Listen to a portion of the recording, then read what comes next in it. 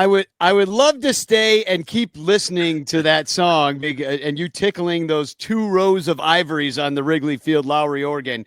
But we have a lot to talk about here because I've got Josh Langhoff, one of the Wrigley Field's organists, here on the Bleacher Bunch today.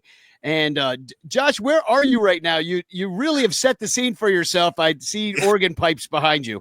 I am in the organ loft of my church where I work. This is the Episcopal Church of St. James the Less in Northfield. Very cool. Well, is it the perfect backdrop? They don't have that on the regular Zoom backgrounds. Right. Like, yes. Let me choose choir loft. Yeah, exactly. Market that. And St. James the Less, I looked that up. There's a lot of people throughout the history and Bible that end up with the name the Less. I always feel bad for them historically. Yeah. I mean, I don't think it's derogatory, I mean, it's only because there's an older James. Right. Yeah. And that's why he gets the Less, but it's like the little brother of James. They're both named James. But either way, it's like you'd think after 2,000 years, the Catholics or the Lutherans could come up with a different name for the guy, like like younger James or the fisherman or whatever he did. Yeah, Jamesito, like diminutize it in Spanish or something, something like that. Either way, I wanted you to come on the show because you're promoting a really cool night that's coming up for St. James the Less. And that is a big trip you're taking to Madagascar with the church. And tell me a little bit about it. I saw your Facebook post, which I'll put up. You can pause to read, I guess. Oh, okay, great. Yeah, thanks. So this is a trip. Our parish has a long-standing relationship with a couple parishes in southern Madagascar, which is a very impoverished place in the world. Dry, but these people are just really enthusiastic Christians, and through a couple at our church, we've met up with them and have helped them in various ways. And it's what I like about this ministry is that it's reciprocal. It's not like we're going over there to tell them how to do things or whatever. Like, we help each other out. And so I'm looking forward to it as a potentially life-changing experience. This will be in July. We're going to have a music conference with a bunch of the church musicians over there. And most of the funds are raised, but we are still raising money to fund the transport of all these Malagasy musicians to the conference and to pay our translator over there, which is necessary because none of us speaks Malagasy very well. And so this fundraiser is going to be at our church, St. James the Less in Northfield, on Sunday, February 16th. It's at 4:30. And the fundraiser is an evening with the Wrigley Field Organists. So John Benedeck will be there. I'll be there. We'll be doing piano karaoke. We'll be playing piano games. We'll be playing music in the parish hall. There's going to be food. There's going to be some excellent desserts. I got to try one after church on Sunday. And so, yeah, it should be a good time raising money for a good cause. And I do want to note that this fundraiser is not sponsored by Cubs or Cubs charities. Cubs and Cubs charities do amazing work, but this is an independent thing sponsored by St. James the Less. Right. Yeah, no, it's obviously the Cubs don't have a denomination. In fact, right. I believe they're a denomination in and of themselves. It's the closest I come to religion, Josh. The Chicago Cubs. We have our own saints. We have Saint Nick Madrigal the Less. We have, but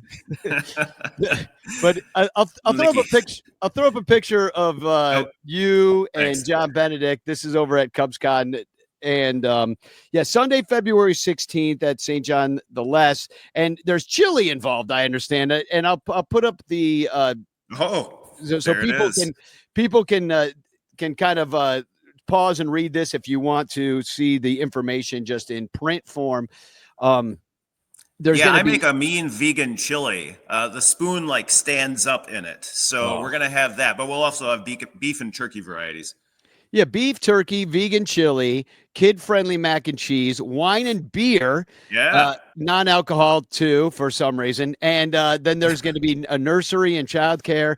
And your ticket includes an optional karaoke song accompanied by one of you guys, either That's right. We have Josh karaoke or John. books. They're online. And as you said, you're raising money for Madagascar. Here's the second page, and there's different tickets suggestions, donation suggestions that you can employ here, because lemurs are native to Madagascar, as are pretty much every animal that doesn't exist on another continent is either on Madagascar or on Australia. Right. You can give the different lemur levels. So there's the ring-tailed lemur for $60. You get the show, the chili, the desserts for anyone over 12, and alcohol for anyone over 21, I would imagine, unless you got a St. John the Greater ID. And black and white ruffed lemurs, $50. Where what's missing from that? What's missing is the tort to take home. The take home tort. Yeah. Then there's the sportive lemur for $15, where you just get the show and the food, and then well, that's for a child. Yeah. Oh, a child. Yeah. They get and the then mac and cheese, yeah. Anyway, there's different $10. You can get an extra karaoke song when you're there. For an extra $10, you could also get a frozen chocolate tort.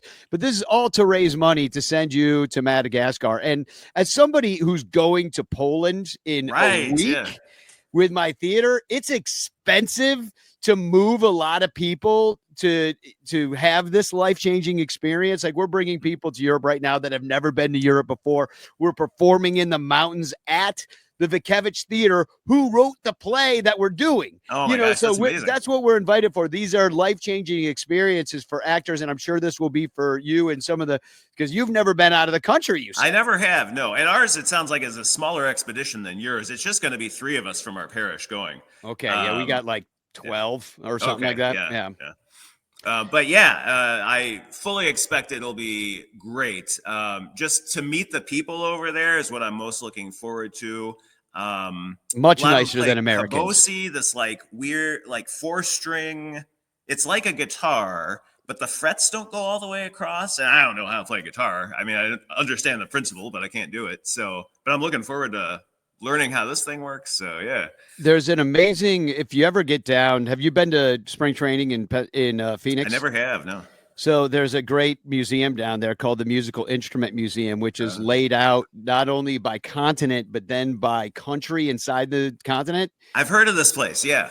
It's incredible. You just go, you put on a pair of headphones and it automatically shows you what's playing on the screen of each country, the little TV screen, which is they've collected footage of people playing these instruments, some native, some classical, different classes of people playing different instruments from that country. They've collected footage of that, but not only have they collected footage, but the instruments are right there for you to see as well within the exhibit. So it really is, as a musician, this already, and you haven't really traveled the world as much. Well, I've traveled quite a bit in my life, and I can tell you this much: music is a universal language, because you don't need to speak the language. If somebody's just sitting there banging on something, you can go over there and bang something with them, and you're making music, brother. And it's such an amazing thing to share.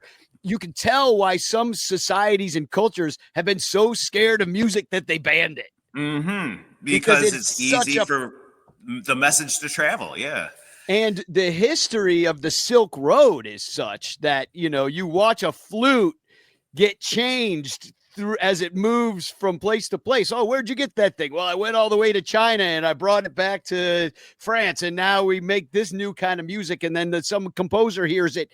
And it really is like a way to share the world with each other. And it's been this way for a long time, more so than the written word, because most people don't read throughout history. They're not literate. Yeah. But they know how to bang on something. And like, as cave people, we've been doing this, Very true. Yeah.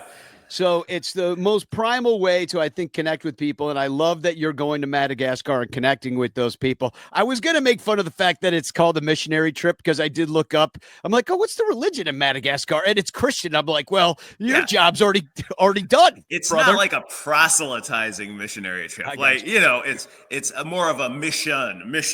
And so the mission is to like help with the diocese. One of the guy who's going with often works like on the accounting there, the straightening out the finances and everything. So there's a really exciting program called Days for Girls, which is basically the manufacture of reusable pads for women, on their cycle. Mm-hmm. And it allows them to be able to keep working, basically, while they're menstruating once a month. I don't know if you want to include this in the podcast, but absolutely, it's a fantastic ministry. And it also is sort of a like a micro grant employment path then, because then people can make their own pads and sell them in Madagascar. So just a really remarkable ministry that I've been introduced to just since coming to work at this church. So yeah, I mean, people think of it like you said, like the proselytizing thing. When you think of a missionary, they think of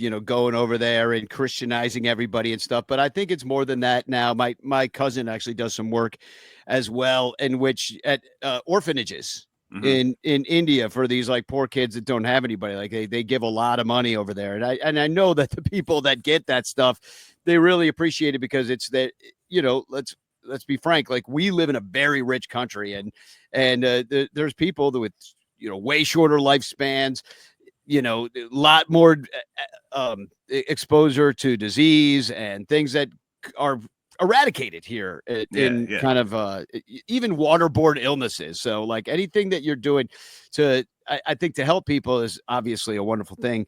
I want to just kind of switch gears here for a moment and talk about your other interests, which you have a really cool blog, which is thank you, JoshLanghoff.com. There's a lot of different things on here. You want to kind of talk about your interest in all the different kinds of music that you have, like from pretty much I would say gospel to banda and everything in between. Those are the two. I since I was in college, even before then, I was reading music criticism. Got Rolling Stone, bought books, read like the Spin Alternative Record Guide that came out in the late 90s. That was like gospel, So a few years after I graduated college, I just submitted a review on spec to the Village Voice, and lo and behold, they ran it. And so from there, I started writing for them, and then I kind of fell out of the practice, but started writing for a number of like free places online, right? Like Pop Matters, the Singles Jukebox blog. And from there, started to actually get stuff published. This was before pandemic, but like the years leading up to pandemic, I was publishing pretty regularly. And the two sort of categories that I focused on, I mean, I wrote about all kinds of stuff, but it's helpful to be a specialist, like train yourself to be a specialist so that if someone thinks, oh, who am I going to have write about this? Well, they can think of you. So Christian music and regional Mexican music. And Christian music I've been listening to my whole life. Regional Mexican, I got started listening to it when I came up here at the beginning of the century.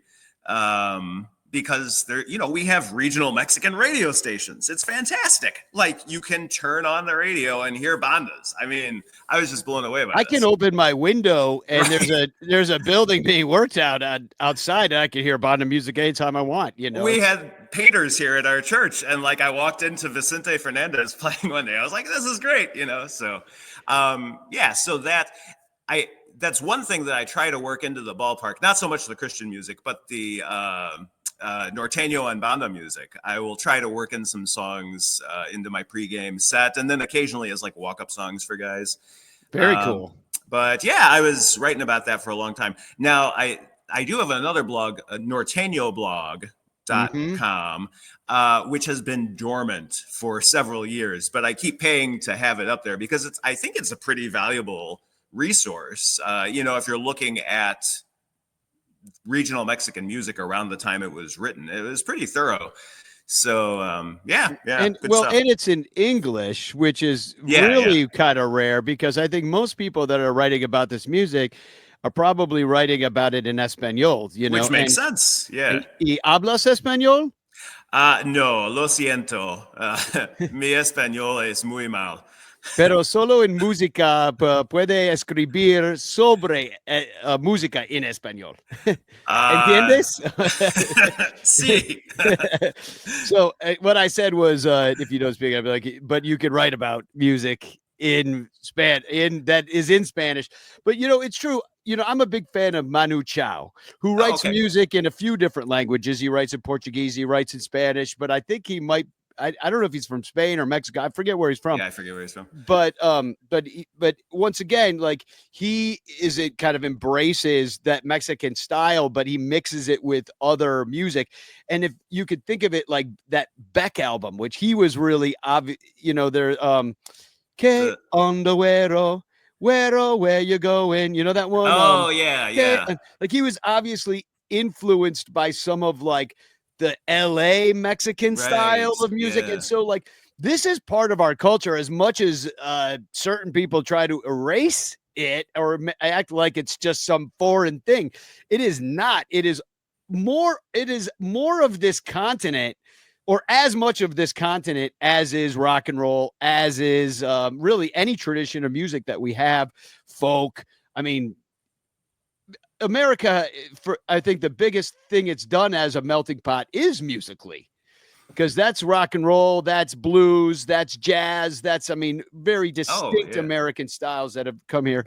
And banda music is one of those styles. Oh, totally. Because they obviously are ripping off the Polish. Right. Yeah. With the tubas. Yeah. With their polkas. Yeah. Yeah. But they also, like, they've adopted models of, US pop production.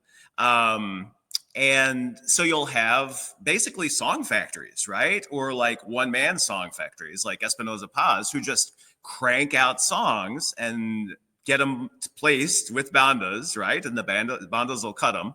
What I've heard is that sometimes those banda recordings, you've only got one instrumentalist just overdubbed, but then they can obviously play live as the band, and a lot of them use pop chord changes, like those magic changes, the 1 6 4 5, Sure. So it's a very popular music, and millions. I've been to Mexico a bunch of times, and talk about banda music, it is everywhere. In Puerto Vallarta, where I've been numerous times, it's you see mariachis, and I know that's different, but that you see them walking the streets, and sometimes you see like a full-on banda band with the tuba and multiple trumpets and stuff like that. And the thing that I think is the coolest thing about it, and I've always wanted to get one of these, except to be a little bit off-putting, is one of the costumes. Oh, okay. I thought about it for Bleacher Bum Band. We'd probably end up looking more like Sergeant Pepper. I think, what I mean? Yeah, you got to play that carefully, I guess. But well, we'd end up look like Sergeant Pepper. Like, it's not unprecedented, but I just love all the ruffles and the, it's very kind of Spanish look, or you get this velvet suit that's like maroon and just, I love the style. Yeah, definitely dressed to the nines. Although then you also have like a lot of guys just looking like hot urban dudes, and the collared shirt that's open to here, caballero tattoos. Yeah.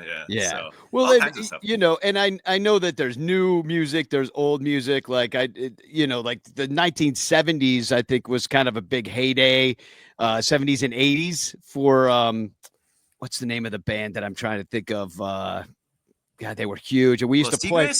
Yes, Los Tigres del Norte. Okay. Yeah. Because we used to go to this place in Brooklyn, and they were always blasting Los Tigres. They had one of those old school jukeboxes in there. We used to throw dollars in there and be like, play Los Tigres del Norte, mostly because A, everybody loved it, and B, it's like they have the coolest name, the Tigers of the North. Yeah. Like, we got to play these dudes. But it fascinates me that, here's the organist from Wrigley Field. He knows every song in the American songbook to troll the opposing players with. And he knows and he works at a church, so he knows all that stuff too. The "Be with me, Lord, when I am in trouble," and the it's a good one. Probably, yeah. Blessed are they. You probably rocking a little "Blessed are they." You're not Catholic as much as I'm. I'm more of a Catholic, so I know all the Catholic hits. "Blessed Are They" is a beautiful song. Yeah, it's gorgeous. That songwriter had some problems, so we've kind of avoided him. I know. So. I know. We were looking at my mom's. My mom died in August, and when we looked, she was a church musician herself. Her whole life, she was the Catholic Church's choir director and music director for multiple Catholic churches, and an organist as well as you. But we were looking through her list because she was very thorough about what she wanted at her own funeral. She had the song sheet, on the mass card written out like what we should do. Oh yeah, and we had to double check some of these songs. We're like, I don't know if that's what's his name? The guy that is canceled. David Hass. Hass, yeah. We're gonna make sure this isn't Hass. The guy had some issues. But you and I actually have a lot in common, being not only the sons of church people, because my mother was a church musician. So I grew up with priests coming to the house, and my babysitter was basically the church, because my mom would have to bring us to work in the summer because there was no daycare for us. And but your father is a pastor. That's right. Yeah, he's retired now, but yeah, he was a pastor for a long time. So I grew up, going to church often twice a Sunday, and every special service then. So midweek. So yeah. People don't realize that on Christmas and Easter, the big holidays where everybody shows up, your parents are gone. My mom, I did not see her at Christmas at all. She's got the kids' mass. She's got the 5 o'clock. She's got the midnight. Then she's got the next day. And we just didn't see her. Yeah. So, that's kind of how it works for the kid of a church person. Right. Yeah. It's just a super busy time, Christmas and Easter. And other times too, but those are the main ones. And so it's just bye family, or see you at church or whatever. Yeah. You're off on Mondays and Tuesdays kind of, because, the Saturdays and Sundays, no joke. You got that going on all day. And then Saturdays are the weddings, and then the Tuesday morning funeral, and there is no day off. But and then your mother, it was also an organist as well. So that's right. Did she teach you? She did not. No, she. I learned, by watching her, obviously, just basics, what the job entails, that you have to practice, that kind of thing. But no, she, I think, wisely farmed out my musical education to other teachers, which we have continued to do with our own children, my wife and I. But yeah, I've seen, kids who were taught by their parents, and I've often heard a lot of screaming in those situations. And so I think it's best to just delegate that. I have a very distinct memory of when I took piano lessons as a child, and I was cheating, kind of hitting, it wants you to hit each note in the scale with a specific finger so that you pick up good technique and don't cheat. But I was somehow cheating and hitting it with my thumb or one fingering it or doing something that she could hear that I wasn't doing it right. So I remember her being in the kitchen. She'd be like, use your fourth finger, or something she could hear. I was pulling the thumb under or something. Yeah, it's my wife and I do bite our tongues a lot when we have listened to our children practicing. It's completely counterproductive to give them advice. So we just, unless they're coming up to a performance and they're just stuck on something and you can tell they would be open to it, we just don't do it. Yeah, no, you have that other relation. You're preserving your father-child relationship, by farming that stuff out to somebody else. So I do. Final thing is that, you do a great job of trolling. So does John. Both of you guys are great about that. You troll politely the players on the other team. We are polite. You have fun with their names oftentimes. So I just want to kind of get you prepared a little bit by showing you the projected, maybe we go through this together if we get stuck, but the projected St. Louis Cardinals lineup. This is very interesting. Yeah, and a couple of these guys you've probably already done. Okay, yeah. Mason Wynn. So I don't know if you can think of what song you might have played for Mason Wynn. I believe I have played Beck's Loser for him. Oh, good. Also, Went the opposite. maybe Classical Gas for the Mason Williams connection. Oh, see, that's what I love about your work, because that is the deep cut. Yeah. Like musician names, they really have to be spot on if anyone is going to care. Like, it has to be a unique name, you know. So anyway, that's my opinion of. So what? It's because I'm looking up a winner song. Is there a winner? Not really. Not a famous one that people like, know. All I do is win, no matter what. Yeah. But you don't want to play that for an opponent. So yeah. And that's a tough song to. I like Loser. I like playing the opposite. You know, and that's also some songs I think probably sound better on organ than other songs. Like, okay, yeah. You know, like you're not really doing Baby Got Back up there, are you? Like, it's kind of hard. Well, you could do. People would pick up on that. They would. That's a famous thing. Yeah, but that's right, hard to do at organ, you know. Oh, believe me, I have tried to play rap. I've tried. Lose Yourself is the only one that I think I can put across convincingly, because Eminem is very like they don't call him a melodic rapper, but he really is. Like, he's hitting pitches. Yeah, he is. Alec Burleson, I'm sure you played something for him before. Any idea? I have, and I'm sure I did the Lumberjack song at some point to refer to his burliness. Mm-hmm. That's good too. Could play Holly Jolly Christmas for Burl Ives. That's more of a stretch. Not bad. I want to say there was something else that I was proud of. I sit there with Sarah Sanchez at the ballpark. Oh, yeah, and we listen to you, and we're like, thanks. And we try to figure it out. We're like, oh, what is he doing this one for? What is this? And sometimes we don't know the song, but it's right. That can be tough too. But that's the other thing. It's got to be a song with a strong melody. And like sometimes, you know, I love getting requests. Sometimes people will make requests for songs that don't really have like a strong melody, you know? And I question whether even they are going to recognize it played on the organ, you know? It's so true. much pop music relies on specific timbres, tone colors, people's voices. Like, you pick up on that rather than the melody. For instance. Melody. Yeah. That happens to me a lot too with song parodies. People get it in their head because they like that song and they're like, oh, this would be a perfect match to write about Shota Imanaga or something like that. And maybe there's some sort of tie or that in their brains. But I'm like, I have to always be like, nobody knows that song. Yeah. If I put that song out, they're like, oh, but it's by The Clash. I'm like, it's a B-side from 1978. Nobody knows it. Oh, you have cool fans. All right. Yeah. I mean, I got old fans is the problem. Yeah, okay. So next one is Wilson Contreras. I think you've played Yesterday before.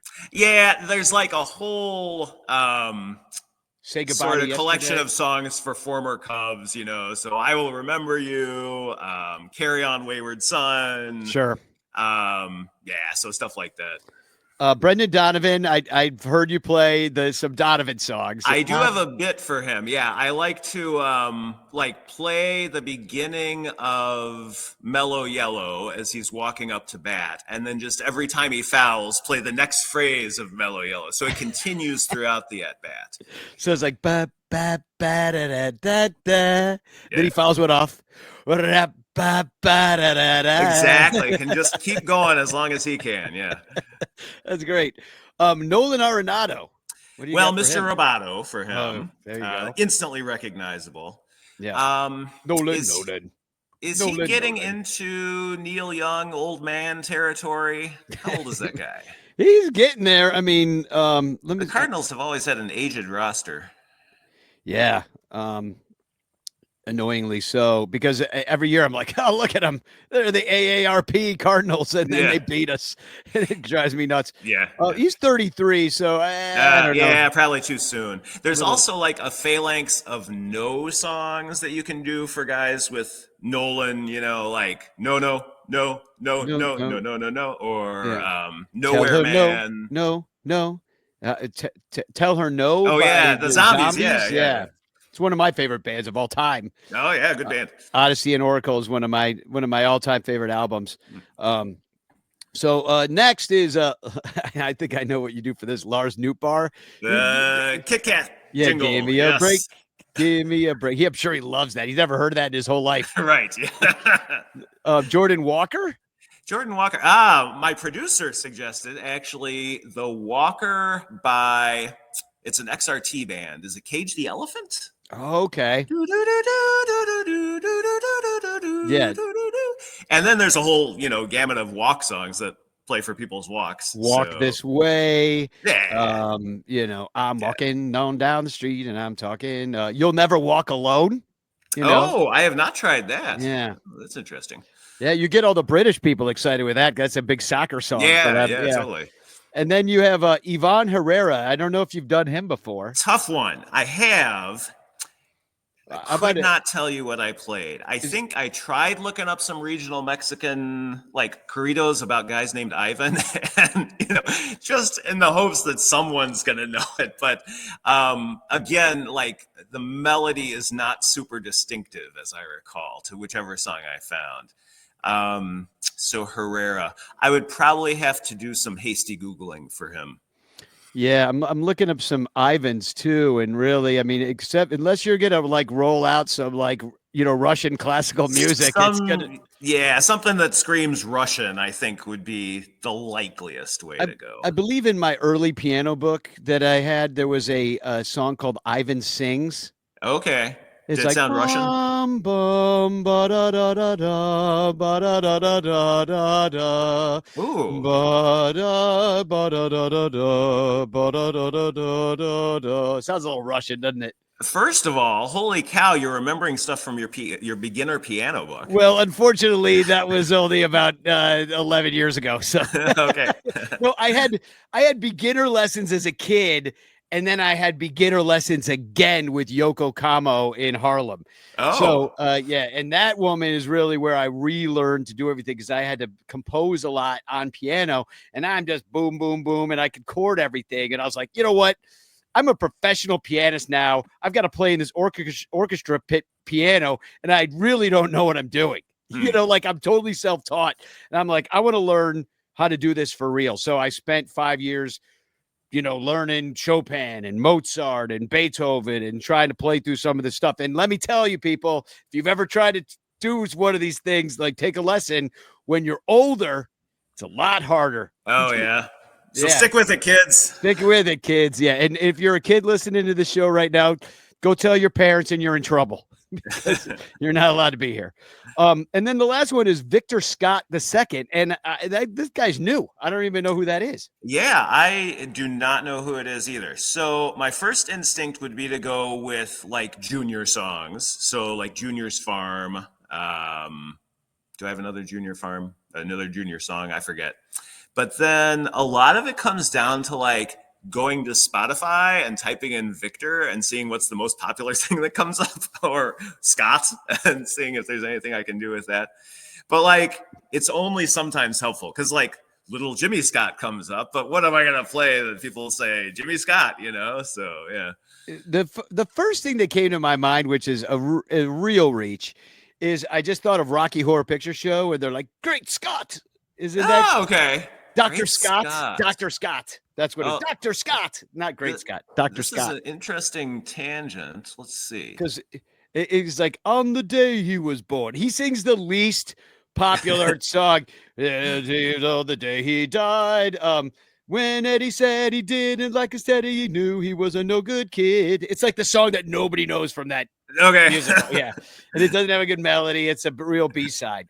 So don't use that. Okay. Thank you. Thank you. Sometimes you just got to churn out the bad ideas to get to the good ones. Exactly. Yeah. There's no wrong answers here. Exactly. It's just answers you won't use. So yeah, this is an activity that I generally do when I'm watching a different Cubs game that I am not playing. I'll just sit on the couch and look at upcoming lineups and Google and Spotify and figure out what I'm going to play for these guys. So, yeah. Yeah, it's a lot of fun. You and John do a great job. Do you compare notes? Not really. No. Only occasionally, like, when we've been on a podcast together or something, we'll like talk about that. And I think we do like listen for each other when we're watching the games. So, yeah. Yeah, of course. No, we all love it. And just so you know, we're all talking about it in the bleachers. We're talking about it on the stand. So it's not, I know it can sometimes because, the organ is secondary to the game. I don't feel that way. I feel like it's all a part of the big entertainment package. Like sports is one thing, and the game is the game, and win or lose and stuff. But it's really all about, if you're going to go down to Wrigley Field, it's all about that atmosphere. And when I walked into even CubsCon last week or 2 weeks ago, and just saw you at the Tickling the Ivories there, and it just. Hearing the strains of the organ wafting through the Sheraton there, like, brought me back to the ballpark, and I could almost smell the popcorn in the troughs in my mind's nose. It's such a visceral thing. And like I said, when like with pop songs, a lot of what links you to the song is the specific tone color, either of an instrument or of the person's voice. Same thing with ballpark organ. Like that just screams ballpark and sets it apart as a space. And like when I go to games and hear John playing, it's just like such a huge part of the mood. It's so great. Yeah, no, it really is. And I remember he played a song that I wrote. Specifically, it was during COVID and we weren't allowed in the ballpark, but John went in there and he played a concert like the first day everybody was allowed outside again. And we all went down to the left field corner. And like that memory, I remember crying that day, like in the streets, just because it was just so awful. And all these people were sick and dying, and like everybody was scared. And then just to have that kind of touchstone of the ballpark and John giving that concert that day and that afternoon was just like, people don't realize what a connection you have to these sounds. Like you would never say, "Oh, what's your favorite instrument?" Like nobody probably says organ. Yeah. Some people say organ. Some people say organ. Yeah, I would say that. Yeah, I would say some people say. You might say organ. Most of them are organists. No. There's you, Nancy Faust. Let's see, that guy Matt in Atlanta. Right. But no, it's just like, I mean, I love the organ too. I went to a huge, not to get us sidetracked here, but I went to the Crystal Cathedral in Garden Grove, California, and I watched a concert there. Oh my gosh! Which has, I think, at least at the time when I saw it in 1988, it was the largest pipe organ in the world. I've heard about that. Yeah, and it was epic to hear somebody like dig in, and you could feel the music in your chest. Oh yeah. And that's just a different thing. So I love that kind of thing. Obviously you need to go and experience that in person. You can't really record that. Yeah. But even our church organ here, which is, on the smaller side, it's two manuals like the Wrigley organ, but it's a pipe organ. And when you hit those bass notes, like you can feel them in this church. Yeah. Yeah. No, it's cool. You just something you got to show up for. And I know that's not what happens at Wrigley. That's more of a digital kind of. Right. Yeah. Yeah. So you're not going to get that bass, but still it's a unique sound. Yeah. But it's such a part of, our experience at the ball game. And, even people that don't notice it, they notice it, Yeah. Yeah. Well, thanks. That always means a lot to hear people say that because, we're up in a booth. We don't know how things are going over. Right. Yeah. So it's good. Good to know that people. I feel that way about people want me to do concerts on TikTok and stuff. Yeah. And I'm like, but there's no applause. Yeah. Like I'm just up here and I finish the song and I'm like, and then I'm like, right. Yeah. That must be how it feels. You finish like this awesome thing. You've just played this pregame thing and then you finish and then you're like, okay, next song. Yeah. Like, I'm used to it. You hear a smattering. Yeah, occasionally. Yeah. Like after one of the Rhapsodies, generally the Bohemian Rhapsody or Rhapsody in Blue, like I can sometimes hear clapping out there a little bit, but most of the time, I'll be really proud of what I just did, but then it's like on to the next thing. So yeah, exactly. And I'm really enthralled by some of the patch choices that you've been experimenting with. Thank you.